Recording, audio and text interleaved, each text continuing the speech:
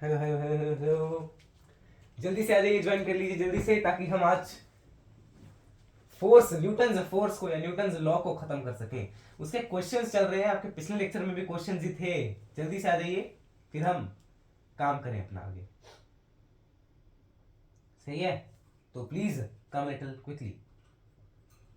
हाँ यहीं पे हूँ भाई। पहले तो मुझे ये बताओ कि क्या मेरी आवाज आपको बिल्कुल सही से सुनाई दे रही है? अभी दिखाई नहीं दे रहा होगा, पर अभी दिखने भी लग पड़ेंगे। चलिए, अब आपको हम दिख भी रहे होंगे, तो जल्दी से हमें कमेंट में बता दीजिए, चैट में, कि हम आपको दिख रहे हैं, हम आपको सुनाई दे रहे हैं। तो फिर एक मतलब कोई सिग्नल रख दो अपना, है कुछ मतलब ऐसा ऐसा दिल दिल कैसे बनता है भाई?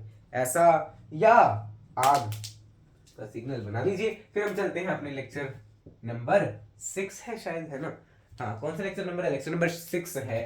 तो चैप्टर है इलेक्ट्रिक चार्जेस एंड फील्ड, और आज आपका एक टॉपिक इस चैप्टर का खत्म हो चुका है, जिसपे हमने कई सारे क्वेश्चंस भी किए हैं। अब इस पे और भी कई सारे तरह के क्वेश्चंस आ सकते हैं, पर वो भी मैं आपको बताऊंगा कब करवाऊंगा वो मैं, है ना?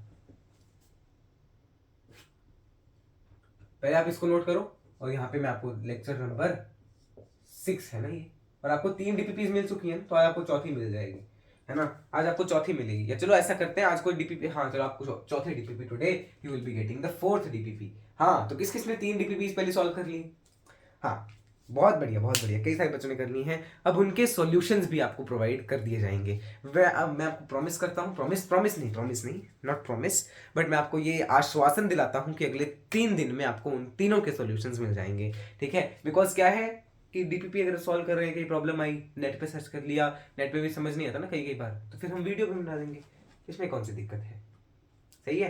हाँ जी, तो चलिए स्टार्ट करते हैं आज के टॉपिक से। First of all, revision of previous lecture. बोले प्रीवियस लेक्चर में हमने क्वेश्चंस किए थे, तो उसमें रिवीजन क्या करवाना है? रिवीजन करवाना पड़ेगा। मैंने आपको क्या कहा था? क्यों? बिकॉज जनरल रिजल्ट्स थे। There were some general results from lecture number 5। Lecture 4 में हमने क्या किया था? उसमें भी कुछ जनरल रिजल्ट्स थे क्या? नहीं, तो उसमें हमने सिर्फ क्वेश्चंस किए थे मेरे ख्याल से। एम आई राइट? हाँ, उसमें हमने सिर्फ ये देखा था कि सिमेट्री है तो सेंटर पे फोर्स 0 होगा। और हमने पिछले लेक्चर में देखा नल पॉइंट के बारे में, तो हम नल पॉइंट से ही रिवीजन शुरू करते हैं। सबसे पहला नल पॉइंट के बारे में हमने देखा था। फॉर कंडीशन देखो क्या है, ये है अगर आपके पास। अभी ये वही देखे जिसने पिछला लेक्चर देखा, बिकॉज ये रिवीजन है ना? अगर आपको मान लो यहाँ से नहीं देखना, आपको सिर्फ ये इस लेक्चर से, लेक्चर 6 से देखना, तो थोड़ी देर बाद सॉन्ग, अरे यार अभी थोड़ी सुना देंगे, एंड में सुना देंगे। चलिए, वैसे इतनी अच्छी आवाज है ही नहीं हमारी। क्यू है ये, एन क्यू है। आपसे आपको दिया है ये पूरा डिस्टेंस है डी। आपको बताना है नल पॉइंट कहाँ पे होगा। तीसरा, मुझे कोई चार्ज रखना है क्यू नॉट, वो मैं कहाँ पे रखूँ इन दोनों के आसपास की, उसके ऊपर फोर्स 0 हो जाए, तो मैं यहाँ पे कहीं रखूंगा, और ये डिस्टेंस होगा x। तो x की वैल्यू आई थी d by under root n plus 1। अगर ये दोनों चार्जेस का नेचर पॉजिटिव या नेगेटिव है, सेम है मतलब। सेकेंड केस हमने क्या किया था कि दोनों चार्जेस का नेचर ऑपोजिट है। यहाँ पे प्लस क्यू है, यहाँ पे माइनस क्यू है, और एक मान लो एन क्यू होगा ना, मतलब एक मल्टीपल है किसी दूसरे चार्ज का। ये भी छोटे चार्ज के ही पास होगा, बट सॉरी सॉरी गलत बना दिया। बट देखो अब कैसे होगा, छोटे चार्ज के पास होगा पर इस लाइन के सेंटर में नहीं होगा, है ना? तो छोटे चार्ज के पास इस लाइन के सेंटर में नहीं होगा, क्यू नॉट यहाँ पे रखा जाएगा, तो x will be equal to D upon under root N minus 1, ये आएगा, है ना? और हमने क्या देखा था पिछले लेक्चर में? देखो जरा और क्या क्या बताया आपको। हाँ हाँ, एक हमने ये देखा था नल पॉइंट के बारे में, फिर मैंने आपको बताया था कि ये सिर्फ क्लोजर टू स्मॉलर चार्ज होगा, है ना? और क्या करा था? हाँ, फिर हमने देखा था एक चार्ज को अगर हम दो हिस्सों में बांटे, एक चार्ज को अगर हम दो हिस्सों में कट करें, ठीक है? थर्ड, पहले तो एक और चीज लिख लो, null point is closer to smaller charge. Smaller charge के पास होगा वो नल पॉइंट, ठीक है? Smaller charge, I am talking about the magnitude, है ना? यहाँ पे लिख देता हूँ, मैग्नीट्यूड फॉर्म की बात कर रहे हैं, है ना? हाँ जी, ठीक है। रिवीजन क्लासेस भी आपको बताया तो है 1 नवंबर से शुरू हो जाएंगी। 1 नवंबर से एवरी अल्टरनेट वीक पे आपको एक क्लास मिलेगी पर सब्जेक्ट, है ना? ऐसा कर लेंगे कुछ सिस्टम, चलो देखेंगे वो बाद में, अभी जो करवा रहे हैं पहले वो तो देखो।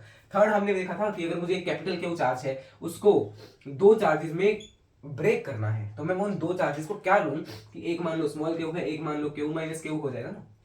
तो वो ये दोनों चार्जेस क्या होने चाहिए कि इनके ऊपर फोर्स मैक्सिमम आ जाए किसी एक्स डिस्टेंस पे रखने पे, है ना। तो for maximum force between Q and capital Q minus Q कमा स्मॉल क्यू जो है, उन दोनों मतलब दो चार्जेस जो होंगे वो दोनों का हाफ होगा। तो ये मैक्सिमम फोर्स के लिए for maximum force Q is equal to Q by 2, तो दोनों चार्जेस इक्वल होंगे।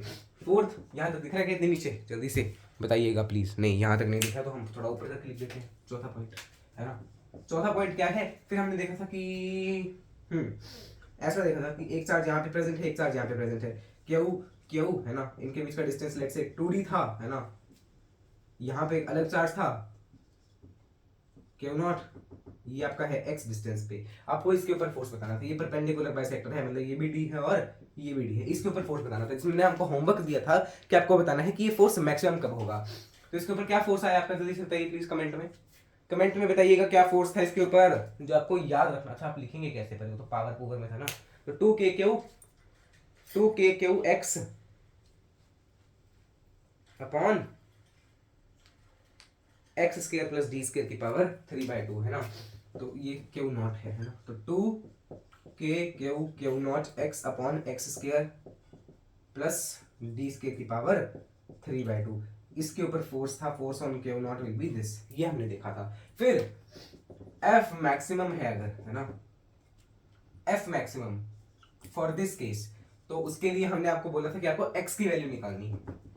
निकाली थी क्या किसी ने, हैं जल्दी बोलिए, क्या किसी ने निकाली थी एक्स की वैल्यू फॉर दिस केस, कितनी आई, d/√2, yes very good, d/√2। अब आपने अगर कैलकुलेट किया तो प्लस माइनस d/√2, मतलब दोनों पे फोर्स सेम आएगा। तो ये आपके लिए न्यू चीज है और ये आपको याद होनी चाहिए वैल्यू, है ना। ये आपको वैल्यू याद होनी चाहिए, आगे आपको काम आएगी, आगे आपको काम आएगी जब मैं आपको बोलूंगा ना कि एक रिंग है इस तरह से, है ना, रिंग से हमने एक्स पे रखा है तो सेम ही फॉर्मूला आएगा रिंग के लिए भी, और ये डिस्टेंस भी सेम आएगा, ऐसे ही आएगा, ठीक है। बस अब आपको इसको जल्दी से नोट करना है, जल्दी से इसको नोट करिए। वैसे नोट तो क्या ही करना है, ये तो पिछले क्लास का रिवीजन ही है ना। तो अब मैं इसको मिटा देता हूँ, फिर हम आते हैं अगले लेक्चर में, लेक्चर नंबर 6।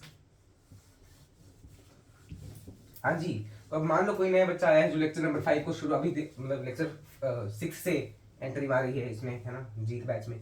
तो भाई आपको शुरू से देखना चाहिए। फर्स्ट लेक्चर इज बिल्कुल बेसिक, सेकंड से आपको देख सकते हो, देखना चाहो तो देख सकते हो, मतलब अगर आपको स्किप करना है कुछ तो वो कर लो ना फर्स्ट लेक्चर को, बट वो भी देखना जरूरी है, क्या पता आ जाए जेई में क्वेश्चंस। बिकॉज अब क्या हो रहा है, मेंस में क्वेश्चंस कहीं से भी आ रहे हैं, कहीं से भी, जनरली कहीं से, लिटरली, ठीक है। तो अब हम आएंगे लेक्चर नंबर 6 पे। चलिए शैल वी स्टार्ट। हाँ जी, तो सबसे पहले तो जो मैंने आपको अभी पूछा वही आप मेरे को बताएंगे। ये चलो ये तो हमने आपको पीछे बता दिया ना, तो दोबारा क्या करना। आज हम क्या करेंगे, इलेक्ट्रिक फील्ड एडवांस लेक्चर भी मिलेगा, उसमें हम इसके एडवांस क्वेश्चंस कर लेंगे फोर्स के, ठीक है। तो एडवांस लेक्चर भी आपको प्रोवाइड किया जाएगा, है ना। आज हमें क्या करना है, electric field. Shall we start it now. चलिए, इलेक्ट्रिक फील्ड क्या है, ये एक ऐसा एरिया समझ लो, मतलब मान लो मैंने यहाँ पे एक चार्ज रखा, ये आपने कई बार सुना होगा, मैंने मान लो यहाँ पे एक चार्ज है, अभी अपने आसपास एक ऐसा सराउंडिंग बना लेगा, एक ऐसा दायरा बना लेगा, उस दायरे के अंदर अगर कोई और चार्ज पार्टिकल आया तो वो फोर्स एक्सर्ट करेगा ये वाला उसके ऊपर, चाहे वो अट्रैक्शन हो रिपल्शन हो, सही है। तो ये इलेक्ट्रिक फील्ड क्या होता है, एक जनरल सा एरिया होता है, हाइपोथेटिकल एरिया, है ना, जो हमने मान लिया कि उस एरिया में ये फोर्स लगाएगा किसी भी और चार्ज या किसी भी और कंपाउंड नहीं कंपोनेंट पे या किसी भी चीज पे, मतलब, ठीक है। तो पहले तो मैं जरा 1 मिनट एसी का कुछ बंदोबस्त हम करते हैं, फिर हम आगे बढ़ते हैं।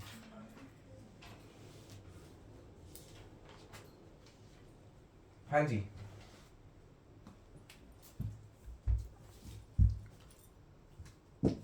तो इसको आप कैसे लिखेंगे, it is the space around a charge in which it exerts force on any other charge। वो एरिया या वो स्पेस एक चार्ज के आसपास जिसके अंदर वो किसी और के ऊपर फोर्स लगाएगा। जैसे अगर मैंने ये एक चार्ज बनाया तो ये उसका मैंने दायरा बना दिया कि इतने से दायरे में अगर कोई और चीज आई तो फिर वो फोर्स लगाएगा, है ना। अब इसको हम रिप्रेजेंट करते हैं कैपिटल ई से, है ना। और electric field is a vector quantity. क्या है ये? वेक्टर क्वांटिटी है। It is force experienced by a test charge. हमने एक टेस्ट चार्ज ले लिया, उसको हम किसी भी एक उसके ऊपर लेके गए, है ना, किसी की भी हम इलेक्ट्रिक फील्ड के ऊपर लेके गए, तो जो भी उस इलेक्ट्रिक फील्ड में उसका फोर्स आएगा वही उसकी इलेक्ट्रिक फील्ड होगी। ठीक है, मतलब हम किसी चार्ज के पास एक टेस्ट चार्ज को लेके गए। टेस्ट चार्ज क्या होता है वो भी बताऊंगा। एक टेस्ट चार्ज को मैं किसी चार्ज के पास, चार्ज पार्टिकल के पास लेके गया, चार्ज पार्टिकल ने कुछ ना कुछ फोर्स लगाया होगा कुछ दायरे के बाद, है ना, तो उस फोर्स को ही हम इलेक्ट्रिक फील्ड बोल देते हैं। मतलब ये सिर्फ फोर्स ही है, यानी कि इसका फॉर्मूला अगर मुझे लिखना हो force experience by test charge, तो टेस्ट चार्ज क्या होता है वो मैं आपको पहले बता देता हूँ। Test charge is unit positive charge, a unit positive charge. अब इससे आपको सब क्लियर हो गया अगर आपको पता है इसका मतलब। यूनिट का मतलब है magnitude is 1, magnitude is 1 coulomb, है ना। पॉजिटिव का मतलब है पॉजिटिव चार्ज, तो सबको पता ही है। सो टेस्ट चार्ज के लिए हम क्या लिखेंगे, Q nought is equal to 1 coulomb, है ना। टेस्ट चार्ज को हम Q नॉट से रिप्रेजेंट करते हैं, है ना। तो इसके ऊपर जो फोर्स लगाया जाएगा वो है electric field. So if I calculate it, vector quantity का मतलब क्या है वो लिख लो, मैथमेटिक्स में वेक्टर एडिशन,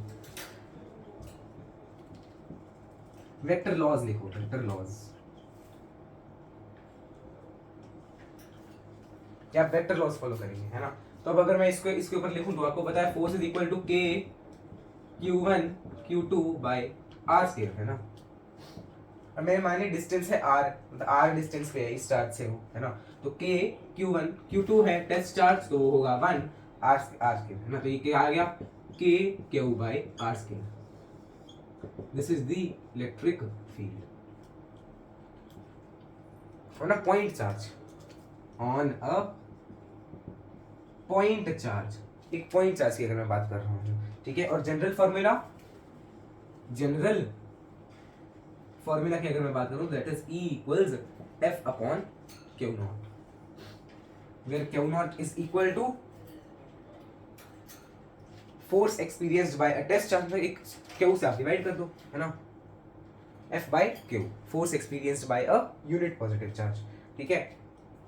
इसको आप जल्दी से नोट करें फिर हम आगे बढ़ेंगे। सही है। अच्छा इसको आप नोट भी कर लो, मतलब इसको नोट कैसे कर लो, मतलब क्या है, मतलब मेरे कहने का वेक्टर फॉर्म में लिख लो इसको, है ना। यहाँ पे वेक्टर है, यहाँ पे वेक्टर है ना। और एक चीज यहाँ पे आप, मैंने सब कुछ बताई दिया तो यूनिट भी देख लो।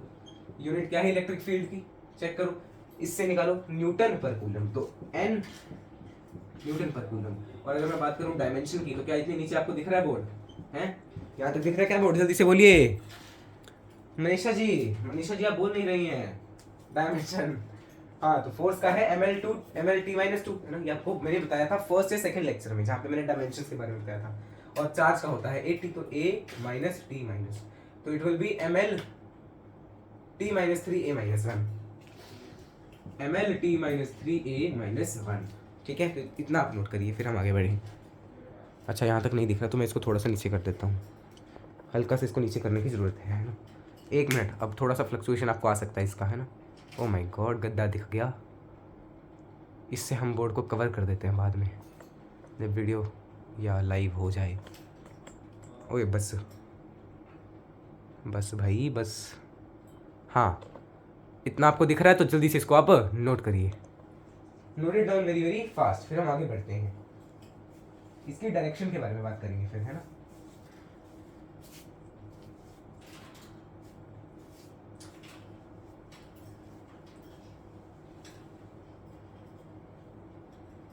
Note it down very very fast.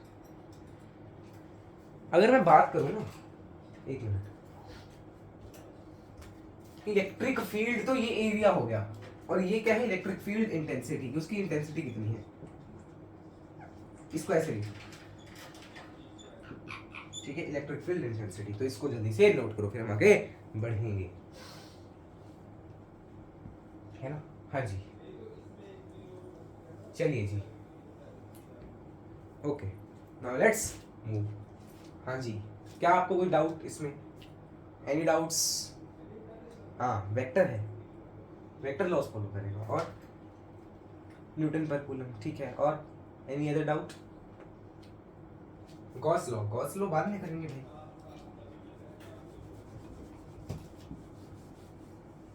Now direction क्या होगी एक इलेक्ट्रिक फील्ड की? अब देखो, आपने पढ़ा है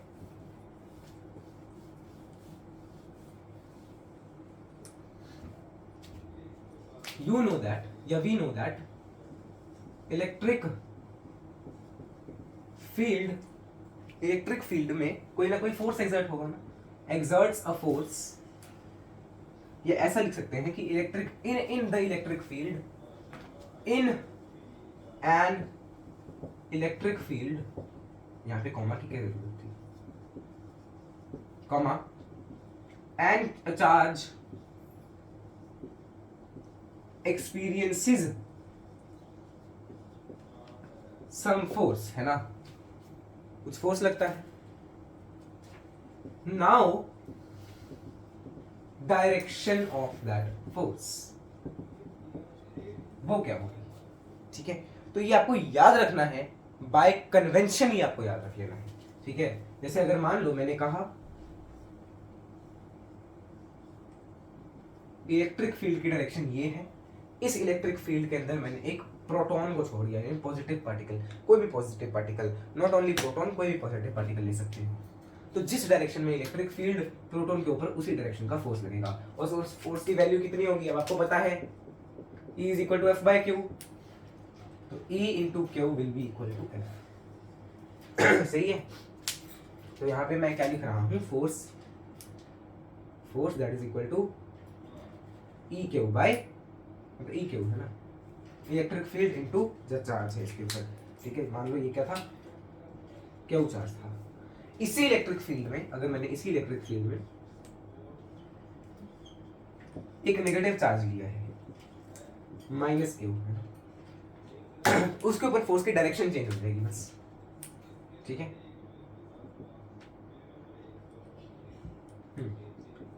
माइनस क्यू, अच्छा मैंने डायरेक्शन बनाई है तो क्या मैं माइनस लिखूंगा? नहीं, ठीक है। डायरेक्शन बनाने के बाद तो मैं माइनस क्यों लिखूंगा ना, क्योंकि माइनस दर्शाता ही डायरेक्शन को है। अगर मैं इस साइड को लिख रहा हूँ minus E Q, then that is correct, ठीक है। तो ये ऐसे लिखेंगे हम मैग्नीट्यूड फॉर्म में, तो इसका ये फोर्स हो जाएगा, है ना। What is this? This is the force. तो आप वेक्टर में समझिए, तो इतना आप पहले नोट करिएगा, है ना। ये फोर्स की डायरेक्शन है, ये फोर्स की डायरेक्शन है ना। इसको जल्दी से नोट करो, फिर मैं आपको आगे करवाऊँ। हाँ जी, नोट डाउन करिए भाई फास्ट, फिर हम आगे बढ़ते हैं। अच्छा, एक्सेलरेशन का भी यहीं पे देख लो कि एक्सेलरेशन क्या होगी। अब देखो फोर्स आया है तो कुछ एक्सेलरेशन भी आ रही होगी, है ना। Now we know that F is equal to mass into acceleration, ये तो सबको पता होगा ना यार, जिसने 11वीं नहीं पढ़ी होगी उसको भी पता होगा, है ना। तो force is m into a, तो E Q is equal to ma and acceleration will be E Q by m, है ना। If E is constant, Q is constant, because Q तो वेरी कर नहीं सकता, एंड मास भी constant है ना।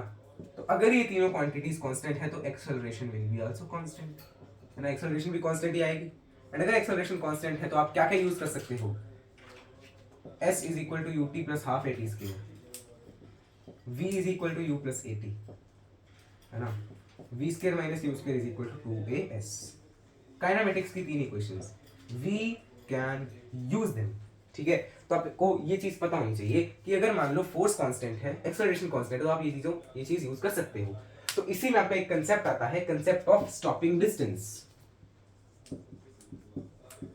स्टॉपिंग डिस्टेंस,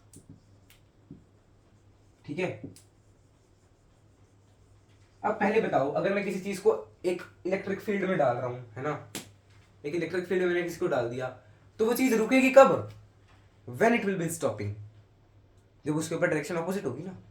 ये तो मैं ऐसे चल रहा हूँ, है ना, अगर मेरे पे कोई पीछे का फोर्स लगाएगा मैं तो ही रुकूंगा, ये तो नहीं रुकूंगा, है ना। तो इसी तरह से अगर एक नेगेटिव चार्ज है उसके ऊपर फोर्स पीछे पड़ रहा है ना इलेक्ट्रिक फील्ड से ऑपोजिट, अगर मान लो इलेक्ट्रिक फील्ड के डायरेक्शन में लगता तो चलता रहता चलता रहता चलता रहता, रुकेगा ही नहीं जब तक इलेक्ट्रिक फील्ड हटेगी नहीं, है ना। पर ये आपका रुकेगा, नेगेटिव पार्टी के लिए तो रुकेगा। तो आपसे पूछा है कि क्या डिस्टेंस पे रुकेगा वो, है ना। पहले आप इतना नोट करिए फिर हम आगे बढ़े।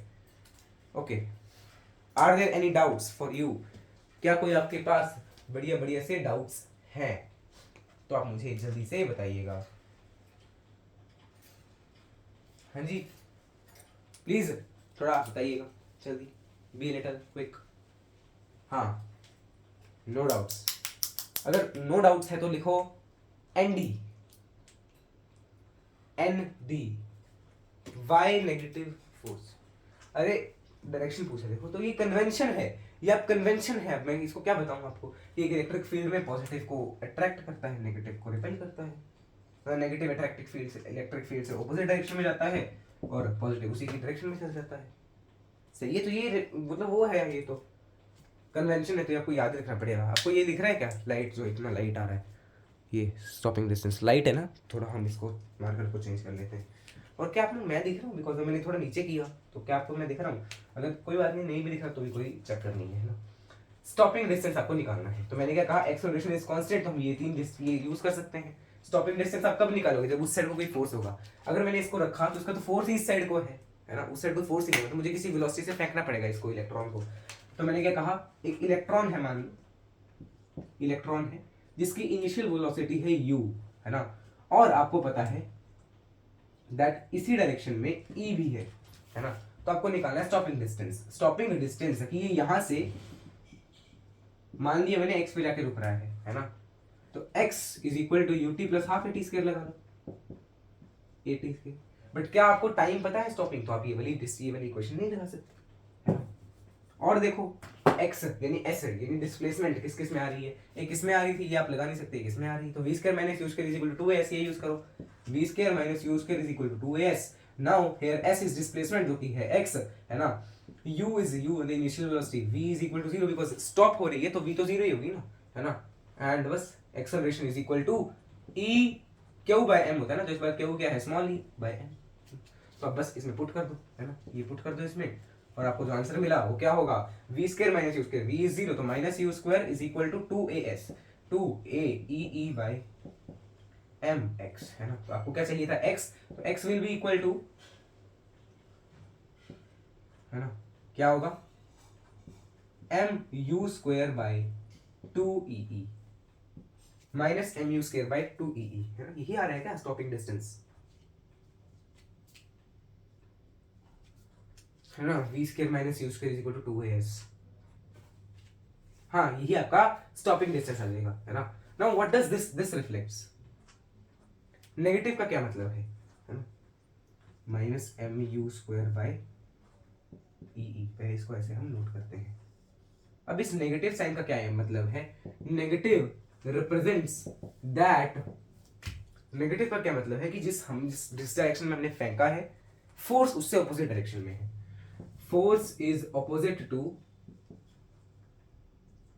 आवर वेलोसिटी या आर मोशन, है ना। तो ये हो गया आपका स्टॉपिंग डिस्टेंस। इसी में अगर मैं आपको बोलूं स्टॉपिंग टाइम निकालना, कितनी देर में रुकेगा स्टॉपिंग टाइम, चलो पहले इतना नोट करो फिर हम आगे बढ़ते हैं ना, इसी पे लिख दें।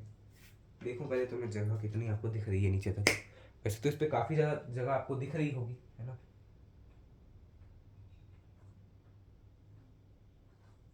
सही है,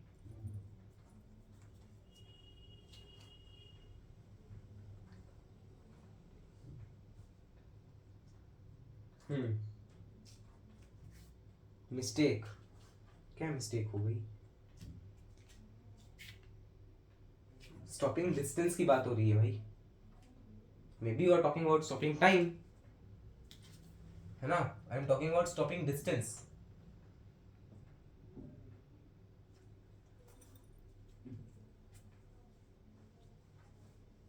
क्या हो गया,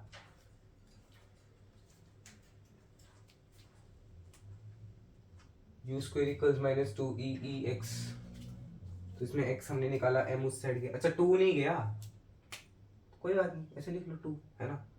अब इसमें हम जनरल केस भी बना सकते हैं, है ना, यहाँ पे लिख लो जनरल केस। जनरल केस में क्या होगा, x is equal to minus m u square by 2e⁻, है ना। स्मॉल ई की जगह हमने कोई चार्ज मान लिया क्यू, क्योंकि नेगेटिव ही होगा ऑफ कोर्स, कोई वो रुकेगा, डिस्टेंस स्टॉपिंग आएगा ही। तो स्टॉपिंग टाइम में बस आपको क्या करना है, स्टॉपिंग टाइम के लिए आपको पता है v equal u plus a t, है ना, v 0 है तो minus u will be equal to a t, या minus u by a will be t, तो minus u by a will be equal to t. यहाँ पे आपका u क्या है, माइनस यू, a क्या है, ई बाय एम, है ना।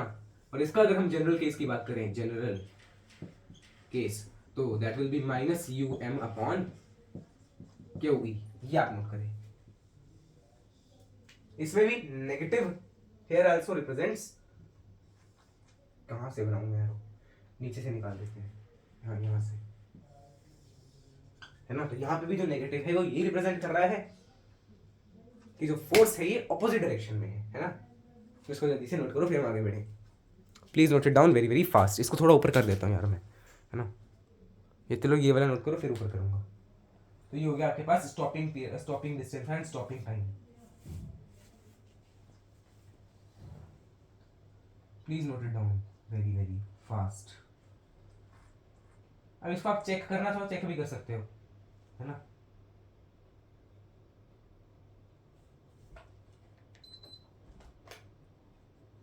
If you want to check it, you can check by using the another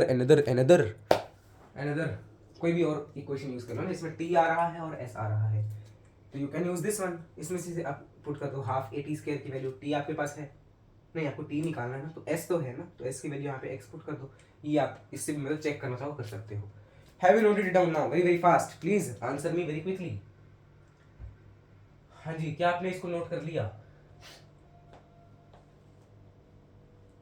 Very good. If you have noted it, then that is very nice for you. चलिए अब हम आगे बढ़ते हैं। अब इसी में आपका आता है टाइम पीरियड का एक एनालिसिस, मतलब टाइम पीरियड ऑफ, जो हमने पढ़ा था ना SHM वगैरह, उसका टाइम पीरियड अगर मैं आपको बोलूँ, हमने मतलब अभी तो पढ़ा नहीं है बट आपने 11th में पढ़ा होगा ना, that is what I am talking about, है ना। देखो हमने 2 पेज में उतना पढ़ा दिया है आपको जितना आपको मतलब चाहिए है इलेक्ट्रिक फील्ड के बारे में। अब if I talk about time period, so you know that, ये चलो पहले हम एक हाँ ये क्वेश्चन देखते हैं। यहाँ पे आपका 2 ऐसा है, मान लो क्वेश्चन नहीं मतलब कंसेप्ट की बात कर रहा हूँ, है ना। यहाँ पे 2 ऐसा, positive positive positive positive positive positive, negative negative negative negative. अच्छा हमने डायरेक्शन ऑफ फोर्स लिखी क्या, हमने डायरेक्शन ऑफ इलेक्ट्रिक फील्ड लिखी नहीं ना, तो ये भी लिख लो, direction of electric field always from positive to negative, very important, it is by convention, ये एक कन्वेंशन है, हमने ले लिया पॉजिटिव टू नेगेटिव। अगर आप उस टाइम पे होते, आपने आवाज उठाई होती नहीं नेगेटिव टू पॉजिटिव लेंगे, तो आप कब मान सकते थे, पर हमने मान लिया कि हमेशा पॉजिटिव टू नेगेटिव जाएगी, है ना। तो इसमें कहां से कहां जाएगी, ऑफ कोर्स ऐसे जाएगी इलेक्ट्रिक फील्ड, है ना। और यहाँ पे मैंने मान लो कोई एक पार्टिकल छोड़ दिया विद इनिशियल वेलोसिटी u, है ना। तो अब उसका मोशन कैसा होगा वो आपको बताना है, how will it be moving, है ना, इसका मोशन आपको बताना है ना, जल्दी से बताइएगा, ठीक है। तो ये आपने पढ़ा है क्लास 11th में, है ना। अब देखो इसकी एक वेलोसिटी इस साइड, एक वेलोसिटी इस साइड, मतलब ये सेंटर में कुछ ऐसा जाएगा, ऐसा प्रोजेक्टाइल मोशन, है ना। It will be a case of projectile motion, it will B case of projectile motion, है ना, ठीक है। अब देखो इसके ऊपर अगर मैं बात करूं ux, मतलब x एक्सिस में कौन सी इनिशियल वेलोसिटी है, that is u, x axis में फाइनल वेलोसिटी दैट इज 0, ये आपने पढ़ा हुआ है ना। y एक्सिस में आपकी initial velocity that is 0 and y axis में आपकी फाइनल वेलोसिटी दैट अगेन, मतलब ये फाइनल वेलोसिटी नहीं, आप एक्सेलरेशन लिख लो, acceleration in x axis that is 0, because आपने कोई एक्सेलरेशन थोड़ी दी, आपने तो ये कांस्टेंट वेलोसिटी दी है। y एक्सिस में इसकी acceleration that will be e के कारण जो एक्सेलरेशन है, तो e इसका मान लो मैंने एक चार्ज दे दिया क्यों, e क्यू बाय m, और मास है इसका स्मॉल है। अब अगर मास दिया है तो आपको एक्सेलरेशन एक और भी अगर आप लिखना चाहे तो लिख सकते हो, है ना। यहाँ पे मैंने मान लिया निगलेक्ट ग्रेविटी, ग्रेविटी को हटा दो, बिकॉज अगर आप ग्रेविटी लेंगे तो आपका एक और एक्सेलरेशन इसमें आ जाएगा वाई में, है ना। वाई में दो एक्सेलरेशन हो जाएंगी, एक इसके कारण और एक ग्रेविटी के कारण mg, है ना। तो वो हम नहीं ले रहे, तो ये आपके पास है। Now from this calculate time period, कितने टाइम में आएगा, है ना। रेंज, ये डिस्टेंस कितना होगा, ये सब आप कैलकुलेट कर सकते हैं, है ना, यूजिंग क्लास 11th फॉर्मूला। तो हम उसमें नहीं जाएंगे, हम उन फॉर्मूलाज में नहीं जाएंगे, है ना, क्योंकि बहुत टाइम फिर हमारा चला जाएगा। तो आप इसको नोट करिए और आप इसको कैलकुलेट कर सकते हैं, है ना। और इसकी आप इक्वेशन ऑफ ट्रैजेक्टरी भी निकाल सकते हो, इक्वेशन ऑफ ट्रैजेक्टरी भी निकाल सकते हो, वो हम निकाल देते हैं। चलो वो हम जो अभी तक पढ़ा है उसी में से यूज होगा, है ना। तो आपको पता है sx is equal to uxt plus half axt square. क्या आप ये यूज कर सकते हैं, आपको टाइम पीरियड पता है नहीं, है ना। और हमने क्या पढ़ा है, v square minus u square is equal to 2as, है ना। s आपको पता है x का, a आपको पता है x का, u आपको पता है x का, v आपको पता है x का, है ना। तो हाँ, ये वाली आप इक्वेशन यूज कर सकते हो, है ना। From this equation the displacement can be calculated, है ना। तो आप डिस्प्लेसमेंट वगैरह कैलकुलेट कर सकते हो यहाँ से भी, है ना। तो ये आप जनरल चीजें हैं जो आप कर सकते हैं, है ना। फिर आप ऐसा भी कर सकते हो कि एक इक्वेशन से टाइम पीरियड निकालो, एक x वाली इक्वेशन से टाइम पीरियड निकालो, एक y वाली से निकालो, उन दोनों को बराबर पुट करके आपस में x और y का रिलेशन आ जाएगा, जिसको हम बोल देते हैं इक्वेशन ऑफ ट्रैजेक्टरी, ठीक है। तो आप कैलकुलेट कर सकते हो, है ना। अगर आपको कुछ नहीं समझ आ रहा है यहाँ से, तो जब हम 11th की रिवीजन करेंगे ना, बिकॉज वो इसी बैच के लिए होगी रिवीजन, वो 11th वालों के लिए नहीं होगी। जब हम 11th की रिवीजन करेंगे, ठीक है, when we will be revising the class 11th, तो मैं आपको ऐसे क्वेश्चंस वहाँ पे करवा सकता हूँ, ठीक है, या ऐसे क्वेश्चंस में आपको एडवांस प्रैक्टिस सेशन जो आपको इस चैप्टर का दिया जाएगा वहाँ पे करवा दूंगा, है ना। बिकॉज ऐसे तो टाइम वेस्ट होगा। हाँ, नॉट क्लियर, अरे नॉट क्लियर तुम्हें क्लास 12th नहीं है, क्लास 11th नॉट क्लियर है, वहाँ पे आपकी दिक्कत आ रही है। नॉट विजिबल, कौन नॉट विजिबल, मैं की बोर्ड। देखो मेरी हाइट पहुँच रही है लगभग यहाँ तक, तो क्या आपको इलेक्ट्रिक फील्ड की हेडिंग नहीं दिख रही है? दिख तो रही है भाई, सब दिख रहा है, ठीक है। तो ये आपको कर लेना है ना। फिर मैं आपको एक और केस दे देता हूँ, ठीक है, टाइम पीरियड का। क्या आपको पता है टाइम पीरियड, अगर मैंने एक इस तरह से पेंडुलम लिया है ना, इसके ऊपर मान लो इलेक्ट्रिक फील्ड नीचे की है ना, ये आपका case number 1। Second case electric field ऊपर की है, तो क्या होगा। थर्ड केस इलेक्ट्रिक फील्ड इस साइड की है, तो क्या होगा। और फोर्थ केस इलेक्ट्रिक फील्ड इस साइड की है, तो क्या होगा। इसमें बस आपको जी की वैल्यू चेंज हो जाएगी, है ना। वो देखो अब मैं क्या लिख रहा हूँ, time period is equal to 2 pi under root l by g, ये आपने पढ़ा है पिछली क्लास में, 11th क्लास में, है ना। तो आपको यहाँ पे बस जी इफेक्टिव डाल देना। जी इफेक्टिव मतलब जो आपकी एक्सेलरेशन लगेगी उसका इफेक्टिव, या हाँ एक्सेलरेशन इफेक्टिव आपको डालनी है। So for case number 1, first case में देखो इलेक्ट्रिक फील्ड भी नीचे है और mg तो हमेशा नीचे ही है ना, तो आपके पास जी नीचे है, मतलब एक्सेलरेशन ड्यू टू ग्रेविटी नीचे है ना, और ई भी नीचे है, ई भी नीचे है ना। तो a net will be equal to, या g net will be equal to, या g effective will be equal to g plus e. Second case के लिए it will be g minus e. Similarly third case में ध्यान से देखना, ई इस side है और एम जी नीचे है, तो ई ऐसा है, एम जी ऐसा है, या जी ऐसा है ना। बिकॉज हम सिर्फ एक्सेलरेशन की बात कर रहे हैं, तो मैं एक्सेलरेशन को विथड्रॉ करता हूँ, ठीक है। तो ये आपका आएगा 45 डिग्री पे, जो कि क्या होगा, under root e square plus g square plus 2e(g) cos 45 that is 1/√2, है ना। तो ये आपके पास आएगा। फोर्थ केस में भी बस इसी तरह से आपका इस डायरेक्शन में होगा, है ना, कि इलेक्ट्रिक फील्ड इस डायरेक्शन में है, एक मिनट, इलेक्ट्रिक फील्ड इस साइड है ना, तो उसकी एक्सेलरेशन तो होती है E into q by m, है ना। तो E क्यू बाई एम लिखेंगे, E q by m, E q by m, ऐसा। यहाँ पे भी हमने वही गलती कर दी, एक्सेलरेशन ले रहे हैं तो E क्यू बाई एम लेंगे ना कि इलेक्ट्रिक फील्ड। तो E square q square by m square plus g square plus E q by m g into 1/√2 cos 9, अच्छा cos 90 लेंगे ना, तो दैट विल बी 0, ये 0 आ जाएगा और इसका अंडर रूट, है ना। सिमिलरली यहाँ पे भी इस साइड को बनेगा, है ना, ये है आपके पास E क्यू बाई एम और यहाँ पे है आपके पास स्मॉल जी, तो इस साइड क्या आएगा, E square q square by m square, मतलब यही इसका मैग्नीट्यूड यही होगा, सेम मैग्नीट्यूड होगा, प्लस जी स्क्वायर, बस डायरेक्शन उल्टी होगी। ये आपके पास आ जाएगा कुछ इस तरह से।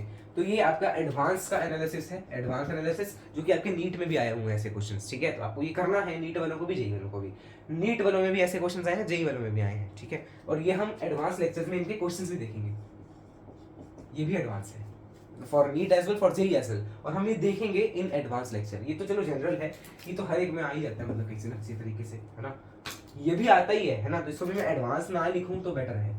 बट इसमें आपका क्लास 11th यूज है, और इसमें आपकी क्लास 11th यूज है, वो आपके लिए एडवांस ही है, बिकॉज आपने वो तोड़ दी है क्लास 11th, और जो चीज़ आपको नहीं आती वो आपके लिए एडवांस, सही है। तो चलिए इसको जल्दी से नोट करो, फिर हम आगे बढ़े, है ना। तो जल्दी इसको नोट करो। हाँ, तो इसमें बस आप टाइम पीरियड के लिए इसकी जी इफेक्टिव की वैल्यू पुट कर देना। ये जी नेट मतलब जी इफेक्टिव, ये मैंने जी इफेक्टिव कैलकुलेट किया है। This is g effective, this is g effective, this is g effective here, है ना। आपको जी इफेक्टिव की वैल्यू पुट कर देनी, ठीक है। तो आपको आंसर मिल जाएगा टाइम पीरियड का, है ना। सो अब इसको जल्दी से नोट करो, फिर हम आगे बढ़ेंगे, है ना जी। सही बात है जी। तो जिसको जिसको लग रहा है कि सही बात है, वो मुझे जल्दी से जल्दी ना जरा सा ना हमें ना मतलब कमेंट कर दे, बढ़िया सा, है ना। 36 मिनट की वीडियो हो चुकी है, फिर हम अगले लेक्चर की तरफ चल पड़ेंगे। अगले लेक्चर में आज के लेक्चर को समाप्त करने की तरफ चल पड़ेंगे, है ना। अच्छा, इससे रिलेटेड एक क्वेश्चन देखोगे क्या? चलिए पहले ये करो, फिर मैं आपको इससे रिलेटेड एक क्वेश्चन दिखाऊंगा, जो कि कहाँ जेई का है शायद, है ना। जे डबल ई का क्वेश्चन देखेंगे इससे रिलेटेड। पहले इसको जल्दी नोट करो, फिर हम आगे बढ़े, है ना। अब इसको मैं मिटा देता हूँ। अच्छा, बाकी चीजें सब इसमें सेम रहेंगी, जैसे फोर्स में था, क्योंकि ये भी तो फोर्स ही है, इलेक्ट्रिक फील्ड इंटेंसिटी भी, है ना। जैसे फोर्स में था वैसे ये रहेगा, principle of superposition, superposition principle लगेगा, ठीक है। सुपर इम्पोजिशन मतलब सुपर प्रिंसिपल, सुपरपोजिशन प्रिंसिपल, ठीक है। हम इसको वेक्टर की तरह ट्रीट करेंगे, वो सारी चीजें ही हैं, है ना। तो जैसे अगर मैं एक क्वेश्चन आपको इसी से रिलेटेड दूंगा, है ना, जो आपको बताना है ना। अब तो ये क्लियर है, ये वाला जो भी करवाया, बिकॉज ये जी इफेक्टिव निकालना है, या जो आपको दो वेक्टर्स का सम अगर वो अलग अलग एंगल्स में है, ये तो मैंने आपको फर्स्ट या सेकंड लेक्चर में बताया था, है ना। तो वो आप कर सकते हो। अब जैसे मैं क्वेश्चन दूं आपको, इस तरह से है, यहाँ पे है plus plus plus plus plus plus plus minus minus minus minus minus minus minus, ठीक है, ठीक है, इस तरह से है। और यहाँ पे एक पेंडुलम है, क्योंकि ऐसे अटैच है ऊपर छत से, है ना। और ये है, इसकी लेंथ है मान लो capital L. Find time period, और इसका चार्ज है क्यू, मास है स्मॉल एम, ये आपको निकालना है। तो इसको जल्दी से सॉल्व करो, है ना। ऑप्शंस भी आए थे, और ये जेई का क्वेश्चन है, ऑप्शंस भी आए थे और जेई का क्वेश्चन है। मैं आपको ऑप्शंस नहीं दे रहा, जल्दी से आप इसे सॉल्व करें। चलो दे देते हैं ऑप्शंस भी, पहले मैं तो देखूँ इसका आंसर क्या निकलेगा, है ना। तो उस अकॉर्डिंग आपको ऑप्शंस दे देता हूँ, है ना।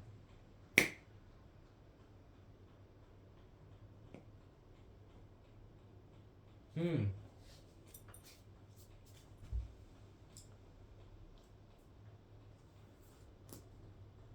नो नीड ऑफ ऑप्शंस, कोई ज़रूरत नहीं है आपको ऑप्शंस की, ऐसे ही कर लो, है ना, बिकॉज इतना ऑप्शंस कौन देखे। चलिए हम डायरेक्ट इसका सॉल्यूशन देखें। हाँ, उसको वैसे लिख रहे हैं, पर वो टू टू, हाँ सही है, टू का मतलब पावर होगा ना। हाँ, तो अब देखो ध्यान से सॉल्व कैसे करेंगे, है ना।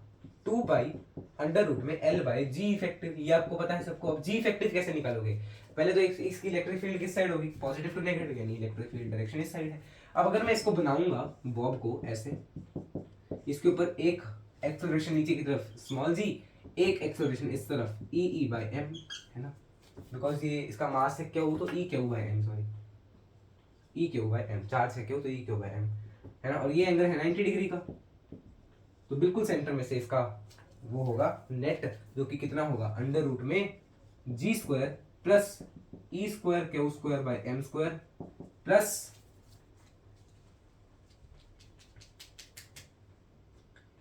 This into cos 90। Now cos 90 is 0, तो आपको पुट करने की जरूरत नहीं है, तो यही आपके पास आ जाएगा g effect, this will be equal to g effective, है ना। तो अब आप इसमें पुट कर दो, so answer will be equal to 2 pi under root में l upon g square plus e square q square by m square का रूट, है ना, ये आएगा। सही बात है, हाँ जी, बिल्कुल सही बात है। तो इसको आप जल्दी से नोट कर लो, ये आपका आंसर है।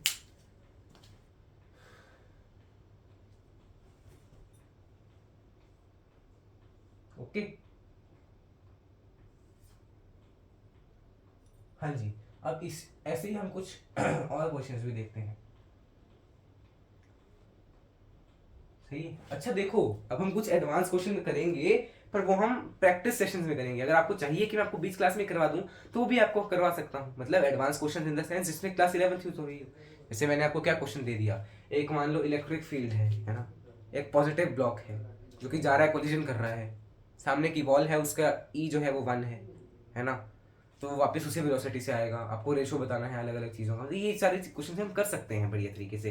पर अगर आप चाहें कि मैं आपको क्लास में करा दूं तो वो भी पॉसिबल है। अगर आप चाहें कि मैं आपको अलग से सेशन दूं एडवांस, बिल्कुल चैप्टर के एंड में सब कुछ होने के बाद, तो वो भी आप मुझे बता सकते हैं, है ना। और अगर आप चाहें कि आप पहले ट्राई करें फिर बाद में आप सोल्यूशन देखें, तो वो क्वेश्चन मैं डीपीपी में डाल दूंगा, ठीक है।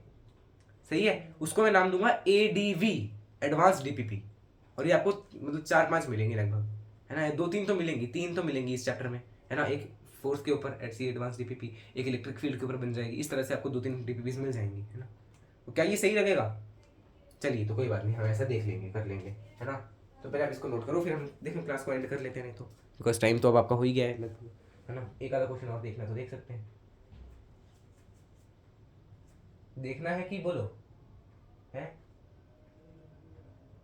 चलिए, Q1 and Q2 are at A and B. O is perpendicular to hypotenuse. मतलब एक ट्राइंगल है जिसके अंदर Q1 Q2 है ना। देखो क्या है क्वेश्चन में, एक मिनट पहले हम टाइम देखें जरा सा।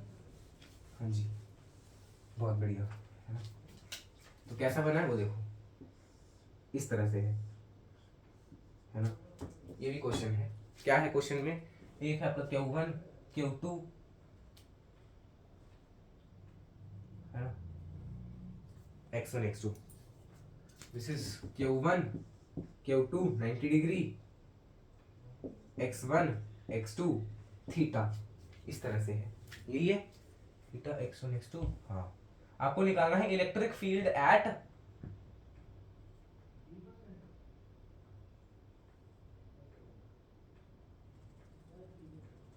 Point O। इस पॉइंट पे आपको इलेक्ट्रिक फील्ड निकालनी है। Find E at O point, है ना। आप कैसे निकालोगे? जल्दी बोलिएगा। एक मिनट, इसमें कुछ और भी दिया हुआ शायद आपको, है ना। O is perpendicular to है, हाँ, एक और चीज दी है आपको कि ये एक परपेंडिकुलर भी ड्रॉप किया गया है हाइपोटेन्यूज पे, इस तरह से। ये एंगल 90 डिग्री है। अब आपको इसको सॉल्व करना है ना। यहीं तक है क्या? हाँ जी,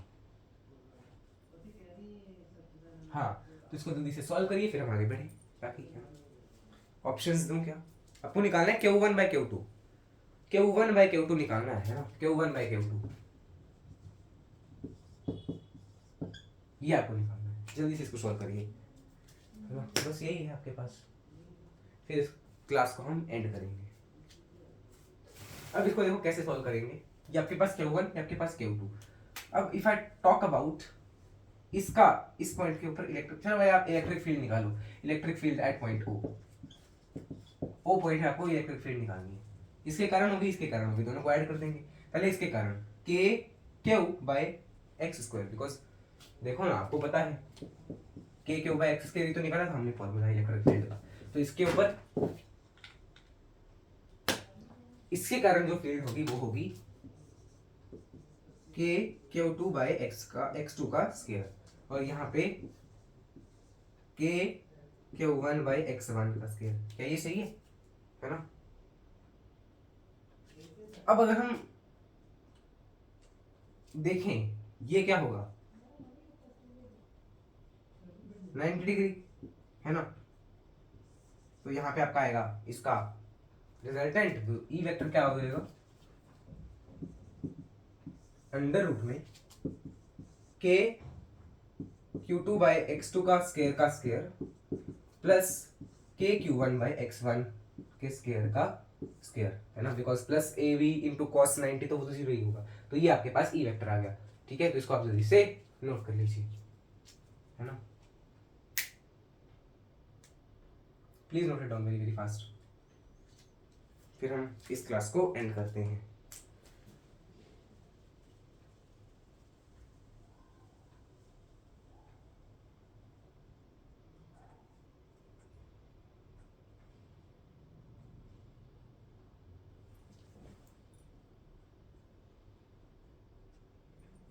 नोट करिए इसको जल्दी से।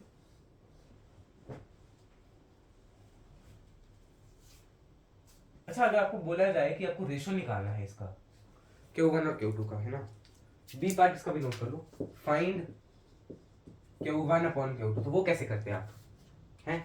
अब देखो ध्यान से उसको भी, यहाँ पे थीटा, यहाँ पे 90, तो ये हो जाएगा 90 माइनस थीटा, यानी कि इनडायरेक्टली ये थीटा है, और अगर ये थीटा है तो ये वाला एंगल भी थीटा हो गया, है ना,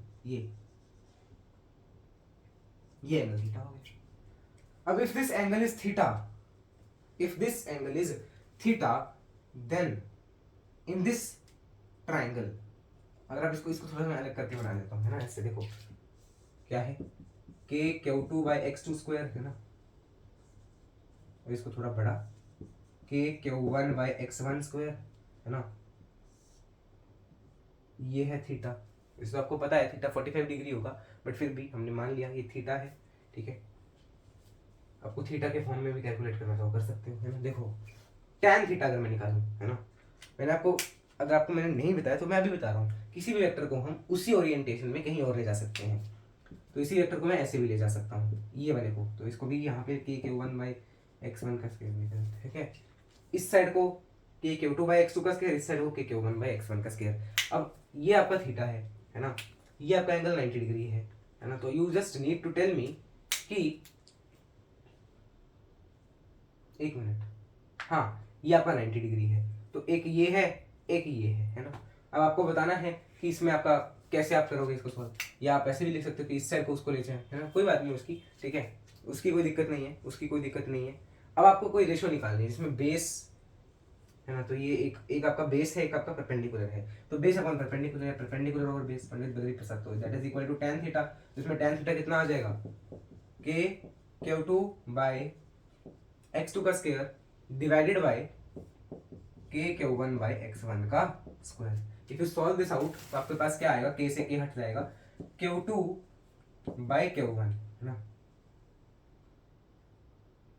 that will be equal to, इसको उल्टा करके लिखेंगे ना, तो x1 स्क्वायर बाई x2 का स्क्वायर, है ना, and Q1 by Q2 will be equal to x2 by x1 का स्क्वायर, होल स्क्वायर, है ना, होल स्क्वायर लगा लो, ये आपके पास आ जाए, this will be the correct answer. तो इसको आप जल्दी नोट करें, फिर हम आगे बढ़ते हैं। अब आगे क्या बढ़ना है ना, तो हो गया सॉल्व। तो दिस इज योर आंसर, ठीक है। चलिए फिर लेक्चर को एंड करें क्या, है ना। अब इसके अंदर भी आपके 2-3 लेक्चर्स तो और लग ही जाएंगे क्वेश्चंस में, बिकॉज इसके अंदर भी कई सारे क्वेश्चन आपके बढ़िया बढ़िया है ना। फिर हमें इलेक्ट्रिक फील्ड लाइंस देखनी है ना, इलेक्ट्रिक फील्ड लाइंस की प्रॉपर्टीज देखनी है, चार्ज रिंग के बारे में देखना है, जो कि बिल्कुल सेम आएगा जैसा कि हमने पिछले उसमें पढ़ा है ना, जब दो चार्जेस थे, बस एक चीज का रेफरेंस होगा, वहाँ पे 2 था, यहाँ पे सिर्फ, चलो वो मैं आपको उसी टाइम बता दूंगा, है ना। चलिए तो let's just and this class now, क्या इसको अब एंड कर दें क्या क्लास को, हाँ जी, चलो फिर मिलते हैं अगले लेक्चर में, है ना। इसको आपने नोट कर लिया हो, होमवर्क आज का देख लो, होमवर्क आज का देख लो क्या है, लेक्चर नंबर 6 है, आपको 3 डीपीपीज मिल चुके हैं ना शायद पहले, हाँ, तो आज का होमवर्क देखिएगा जरा गौर से, होमवर्क का हेडिंग है, थोड़ा बढ़िया से लिखते हैं, है ना, बस लास्ट है तो, अरे यार थोड़ा बढ़िया से solve DPP number 4 of lecture number 6, DPP number 1 advance, ये ऐसा करो डीपीपी नंबर 5 ही इसका नाम रखो, एडवांस डीपीपी या धासु सवाल या कुछ ऐसा हम नाम देख लेंगे बढ़िया सा, है ना। और HC वर्मा में आपको मैं देता हूँ कुछ क्वेश्चंस, है ना, अगर आपको करने हैं तो आप कर सकते हैं, ये तो कोई जबरदस्ती नहीं है यार, है ना, जिसको करने होंगे वो कर लेंगे, जिसको नहीं करने होंगे नहीं करेंगे, है ना जी। चलिए जी, फ्रॉम 30 तक तो आपको पहले दे दी थी ना, तो 30 से शुरू करेंगे।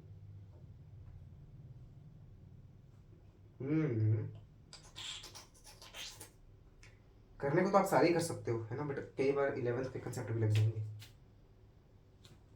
यहाँ पे पोटेंशियल आ गया तो इन्हें ये नहीं कर सकते आप, है ना।